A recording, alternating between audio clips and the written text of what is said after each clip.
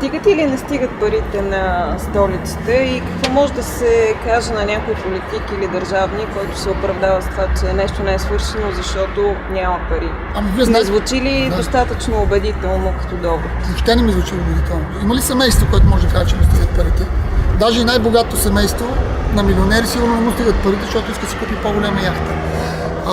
Основният проблем в икономиката, и той затова се нарича, оттам идва етимологията на науката и икономика, на думата, е, че ресурсите винаги са ограничени, винаги желанията, било на фирма, община или държава, са повече от ресурси.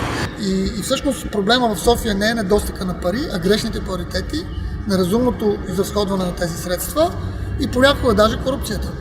Искам да кажа, че Фандъкова не е корумпирана според мен.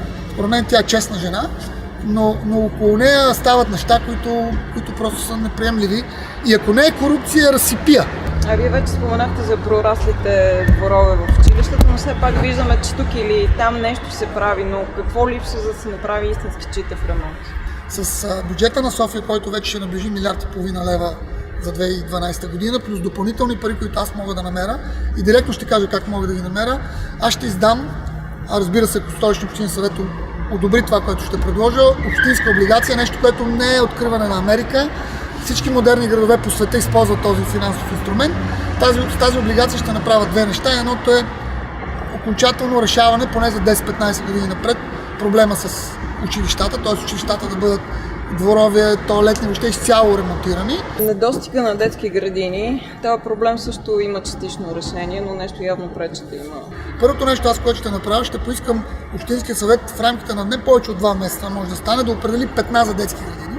След това ще обявя публичен конкурс да видя кои частници, как частният сектор ще поискат те да построят детски градини, и на останалите песня, които частният сектор не ги вземе за да построи детски градини, ще построим общински детски градини. Другото, което е, аз се притеснявам от това, което чувам за стойността на ремонта на детски градини.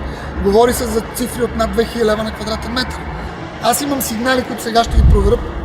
Писмено ще поискам от общината да ми кажат верни са или не, за 2000 лева на квадратен метър ремонт, който е недопустим. Ще се реши ли някога проблема с липсата на редовни паркови места в централната част на София? Очевидно синята зона и паяка не правят много в тази посока. Тук, ако се огледате, вижте, ние сме в Люлин, вижте почивен ден и вижте колко малко места има за паркиране. Господин Борисов беше обещал преди 4 години 27 паркинга. Госпожа Фандъкова му приписа програмата 2009 година. Сега, между другото, си е свалил от вебсайда, ама аз я пазя. Там също ги пишете 27 паркинга. Нито един не е построен, с изключение на тези, които са част от метрото и в момента се строят. Те са 5 на брой. Отново неразбиране как се прави това нещо. Това нещо се прави от частния сектор. Общината трябва да определи местата, да направи прозрачни процедури за концесия на паркинги, и както в цяла Европа и в цял свят частния сектор го прави, или публично-частно партньорство, както е в Виена между община и частен сектор, или както е в Прага между община и частен сектор, или както е в Париж, където част от паркинги са частни, част са публично-частно партньорство между общината на Париж и частния сектор. Само по този начин може да се реши. този проблем може да се реши за 3-4 години.